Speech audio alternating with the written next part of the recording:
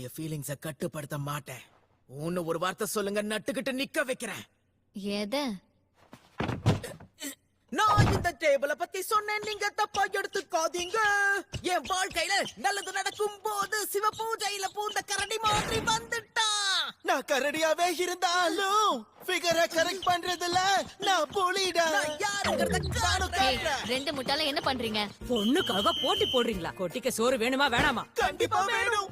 அப்புறம் மோமோ, இந்த வாரம் ஜிஜி வீட்ல டேரா போட போறதுனால மறக்காம இன்னவர்ஸ் எடுத்துட்டு போ. பாட்டி, வயசு பசங்க இருக்கிறப்ப இப்படியா சொல்லுவீங்க?